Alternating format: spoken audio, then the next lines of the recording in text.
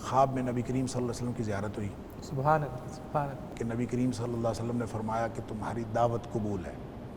Groups نبی کریم صلی اللہ علیہ وسلم کے سامنے پیش کیے جا رہے تھے، تو گروپ کی شکل میں نبی کریم صلی اللہ علیہ وسلم بتاتے تھے کہ ان کی دعوت قبول ہے، ان کی دعوت قبول نہیں ہے۔ میرے بھائی گئے ہوئے تھے حج کرنے کے لیے، تو میں ایئرپورٹ پہ ان کو ریسیو کرنے کے لیے کھڑا تھا، تو میرے ایک استاد محترم بھی اپنے کسی عزیز کو لینے کے لیے کھڑے تھے، تو وہ ایسے ہی انتظار میں کھڑے تھے، مجھ سے پوچھتے ہیں آپ نے حج کیا ہوا ہے؟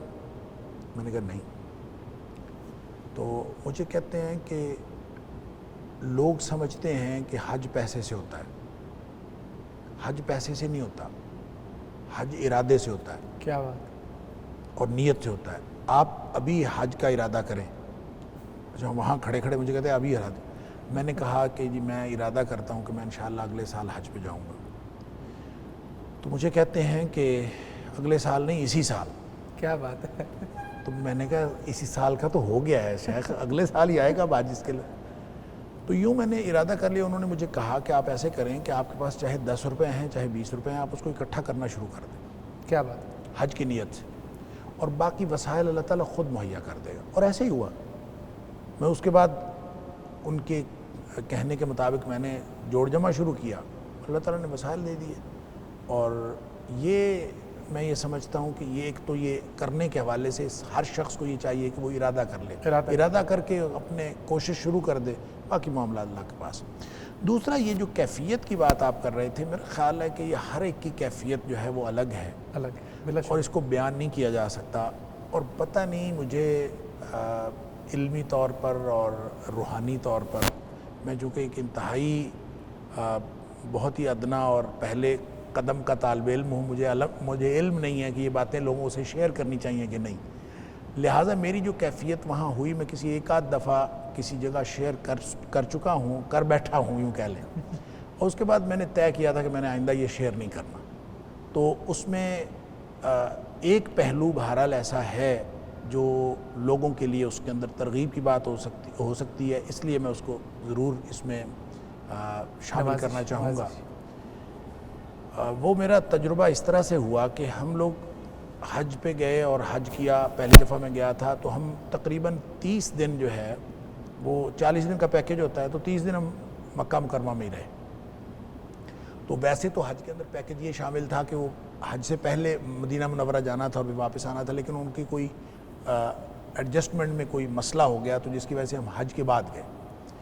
اب حج کے بعد ہم مدینہ منورہ گئے تو سب لوگ یہی کہہ رہے تھے کہ ساری مشقت ادھر ہی ہوتی ہے مکہ مکرمہ میں، اب وہاں تو جا کے آرام کرنا ہے اور کچھ نہیں ہے، کوئی مسئلہ نہیں۔ تو میں نے کہا کہ ٹھیک ہے، اگر یعنی یہ کیفیت تھی، لیکن جب پورا رستہ ایسے ہی گئے وہاں اور یہی سوچتے گئے، تو پہلا دن تھا، میں مسجد نبوی میں بیٹھا ہوا، تو میں یہ سوچ رہا تھا کہ نبی کریم صلی اللہ علیہ وسلم کے شہر میں آئے ہیں، تو کوئی تحفہ، کوئی ہدیہ نبی کریم صلی اللہ علیہ وسلم کو پیش کرنا چاہیے، تو کیا میں تو کچھ بھی نہیں لے کے آیا، ایسے خیالات آ رہے ہیں۔ کیا بات، اور سوچتے سوچتے یہ خیال آیا کہ نبی کریم صلی اللہ علیہ وسلم کو پیش کرنے کے لیے درود شریف سے بہتر تحفہ کیا ہو سکتا ہے؟ سبحان اللہ، سبحان اللہ۔ پھر سوچا کہ درود شریف تو ہمیشہ پڑھتے رہتے ہیں، پھر خیال آیا کہ اتنا پڑھیں جتنا کبھی نہیں پڑھا، سبحان اللہ۔ تو پھر یہ شاید کوئی ہدیہ ہوگا نبی کریم صلی اللہ علیہ وسلم کی بارگاہ میں۔ تو پھر ایک فگر مقرر ہوا خود ہی ذہن میں نا کہ اتنا مجھے روزانہ پڑھنا چاہیے، بس وہ فگر میں زیادہ بڑا مقرر کر بیٹھا، تو وہ پھر مجھے اتنی مشکل ہوئی اس کو پورا کرنے کے لیے کہ میں سمجھ لیں دن رات صرف درود شریف پڑھتا رہتا تھا۔ سبحان اللہ۔ تو اس کا پھر کوئی 5واں کا دن تھا میرا خیال ہے، کیونکہ وہ 7 دن کا وہاں پہ قیام ہوتا ہے، تو 5واں کا دن تھا اور خواب میں نبی کریم صلی اللہ علیہ وسلم کی زیارت ہوئی، سبحان اللہ، سبحان اللہ۔ اور اس کی تفصیلات الگ ہیں، لیکن اس میں جو بتانے والی بات ہے وہ یہ کہ نبی کریم صلی اللہ علیہ وسلم نے فرمایا کہ تمہاری دعوت قبول ہے۔ اور یہ اس خواب کی جو سرشاری تھی وہ اس قدر زیادہ تھی کہ میں کبھی 5واں دن تھا تو 2-3 دن اور تھے، تو میں انتظار کرتا رہا کہ مجھے نا دوبارہ پھر کوئی ایسی کیفیت ہو، لیکن پھر کبھی نہیں ہوئی۔ اس کے بعد بھی سفر ہوئے لیکن کبھی یہ کیفیت نہیں ہوئی، بس وہ پہلی دفعہ ہی ہوئی۔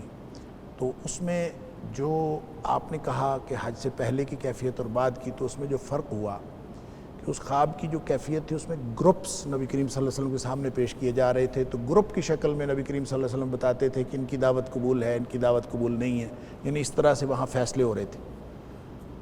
کچھ بہت ہی حیرت انگیز چیزیں بھی میں نے دیکھیں۔ میرے ایک دوست جو اب اس دنیا میں نہیں رہے، ان کے بارے میں نبی کریم صلی اللہ، وہ اپنا سامان اٹھائے ہوئے پیچھے پیچھے جا رہے ہیں۔ میں نے کہا اس بندے کو پتہ نہیں کیا ہے، میں اس کے پیچھے پیچھے گیا ہوں کہ اس کو مسئلہ کیا ہے، تو وہ پیچھے جا کے بیٹھ گیا۔ تو میں نے اس کے جا کے پوچھا، میں نے کہا آپ کو کیا ہوا؟ کہتا میری دعوت قبول نہیں ہوئی۔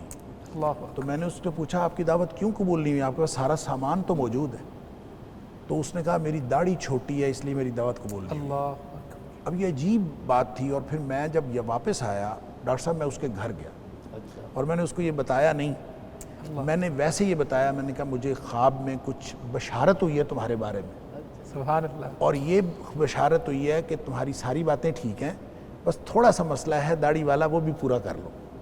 اور وہ الحمدللہ اس نے فوت ہونے سے پہلے داڑھی پوری کر لی ہوئی تھی، سبحان اللہ، اللہ تعالیٰ اس کی قبول فرمائے۔ لیکن میں یہ کہہ رہا ہوں کہ ان کیفیات میں جب ہمارا گروپ پیش ہوا نا، تو اس گروپ کو انہوں نے نبی کریم صلی اللہ علیہ وسلم نے یوں فرمایا کہ ان کی دعوت قبول ہے، تو ہم سب خوشی مبارک سب کچھ، لیکن ہم جب جانے لگے ہیں تو پھر پیچھے سے آواز پڑی ہے، ہم دوبارہ پھر آئے ہیں، اور پھر یہ حکم ہوا ہے کہ آپ لوگ ایک دعوت اور کریں۔ اللہ، اچھا، یہ جو تھی اس پورے گروپ کے اندر بہت خوشی کی لہر دوڑ گئی کہ یہ کوئی خاص ہمیں حکم ہوا ہے کہ دوسری۔ میں نے اس کو یہ سمجھا کہ ہم جو دین کا کام کر رہے ہیں وہ بہت تھوڑا ہے، ہمیں اس کو کم از کم دگنا کرنا چاہیے۔ جو حج سے پہلے کی کیفیت ہے اور حج کے بعد کی کیفیت میں سمجھتا ہوں وہ یہ ہے کہ میں نے اپنی ذمہ داری یہ سمجھی کہ نبی کریم صلی اللہ علیہ وسلم ہم سے جو تقاضا کرتے ہیں وہ اس سے کہیں زیادہ ہے، ہمیں اور زیادہ کام کرنا چاہیے۔